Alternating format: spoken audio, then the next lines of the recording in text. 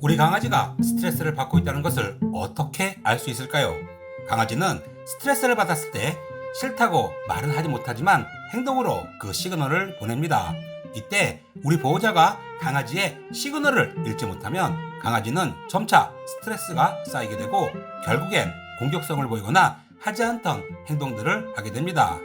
그렇다면 반려견이 언제 가장 많이 스트레스를 받을까요? 바로 밥을 먹을 때, 즉 사료를 먹을 때라고 합니다. 본인의 입맛에 상관없이 보호자가 골라주는 사료만 먹어야 하는 우리의 반려견들.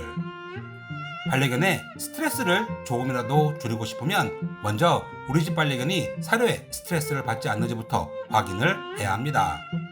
그 외 강아지가 스트레스를 받는 주요 원인으로는 첫 번째, 낯선 장소, 낯선 사람, 낯선 동물, 낯선 물건 등 낯선 것들을 접할 때, 두 번째, 이사 등으로 주변 환경이 갑자기 변했을 때, 세 번째는 시끄러운 소리 등에 놀랐을 때, 네 번째는 산책을 하지 못해 활동량이 부족해졌을 때, 다섯 번째, 보호자와 공감을 하지 못하거나 오랫동안 혼자 있을 때입니다. 스트레스를 받았을 때 우리 반려견들은 어떤 행동을 할까요? 첫 번째, 가장 흔하게 물기와 으르렁거리기. 두 번째, 몸이 경직되고 사람이나 물건을 똑바로 쳐다보기.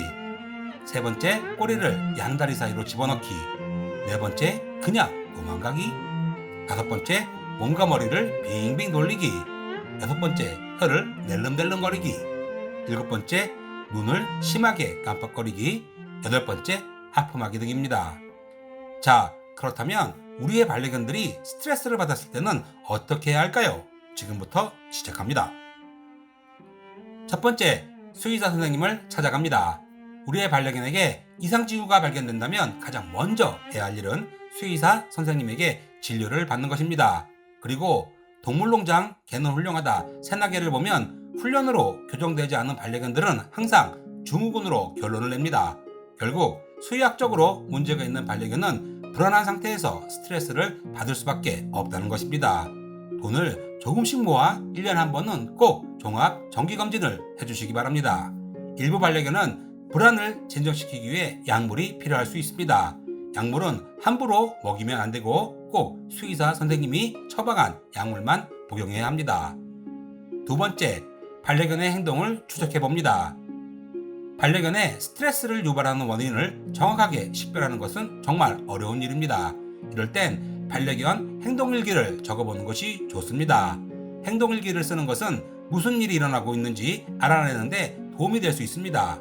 시간, 반려견의 행동 및 스트레스가 많은 행동 직전에 일어난 일을 추적하면 가능성을 좁힐 수 있습니다.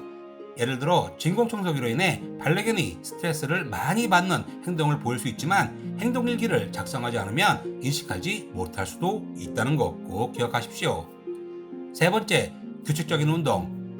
규칙적인 운동을 반려견과 함께하면 스트레스를 해소하는데 많은 도움이 된다는 것은 다 알고 있는 사실입니다. 규칙적인 운동과 함께 적절한 정신적 자극 또한 좋은 방법입니다. 반려견이 지루함을 느끼면 짖는 소리, 나쁜 행동 및 불안과 같은 문제를 악화시킬 수 있습니다. 반려견과 함께 산책을 하고 장난감을 이용하여 재미난 게임을 하면 반려견이 스트레스를 덜 받는데 도움이 됩니다. 네 번째, 백색 소음 또는 편안한 음악을 이용하는 것입니다. 대부분의 경우 백색 소음은 반려견을 진정시키는데 큰 도움을 줍니다. 많은 반려견에게 백색 소음은 스트레스 해소에 도움을 줄 수 있다는 것이 많은 연구를 통해 입증되었습니다. 백색 소음은 편안한 음악을 연주하는 것과 비슷한 역할을 할 수 있습니다.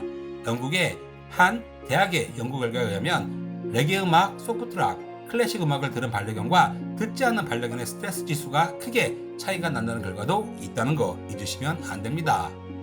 다섯 번째, 빗질을 매일 해주면 도움이 됩니다. 일부 반려견은 빗질과 그루밍을 무척 좋아합니다. 빗질 하나만으로도 우리 반려견의 스트레스 지수를 확 줄일 수 있습니다.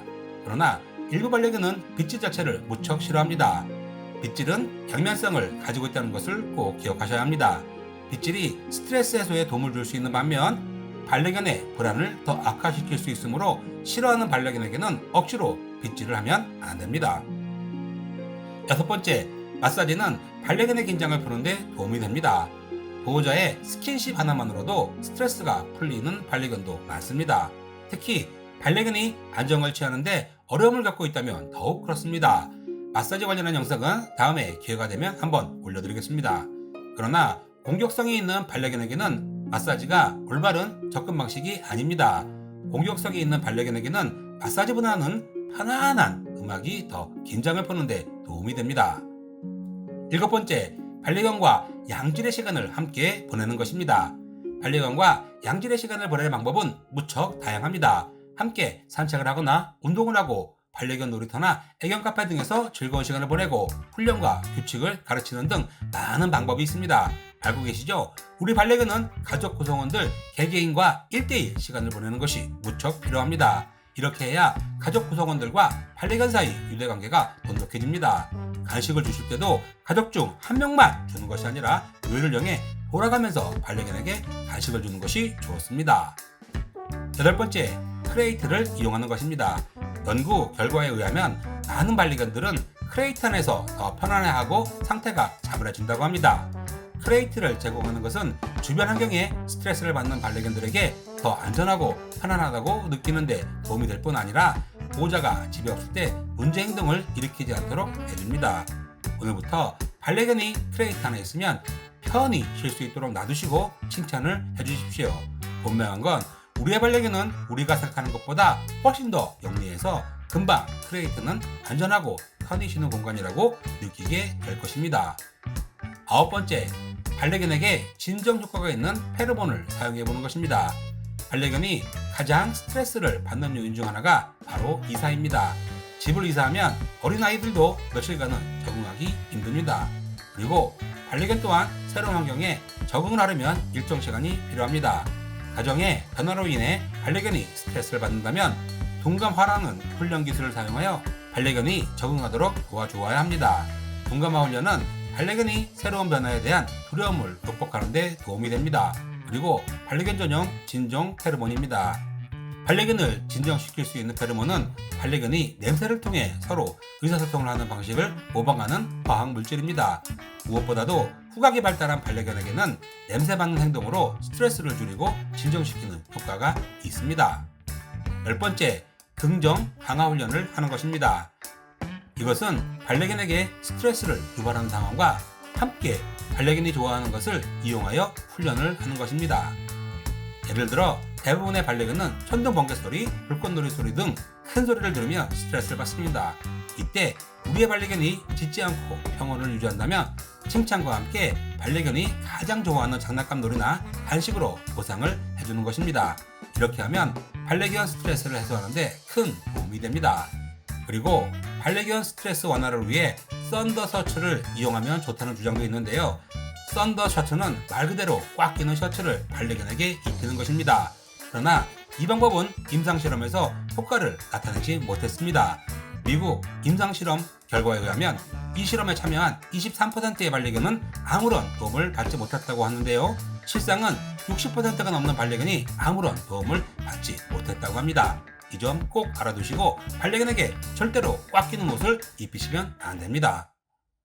또한 반려견 스트레스가 항상 나쁜 것만은 아님을 우리는 알아야 합니다. 반려견에게 두려움은 잠재적으로 위험한 상황을 피하기 위해 필요한 스트레스와 관련된 본능적 감정입니다. 그러나 스트레스는 사람에게도 반려견에게도 좋지 않습니다. 스트레스는 반려견이 일상생활을 하면서 항상 느끼게 되는 감정이고 우리 보호자는 반려견이 더 행복하고 편안한 삶을 살아갈 수 있도록 돕는 방법을 알아야 합니다. 오늘 소개한 10가지 방법으로 우리의 반려견 스트레스를 조금씩 줄여주는 것은 어떨까요? 지금까지 비숑 프리제 짱아 실버푸들 까미 나왔습니다. 감사합니다. 땡큐.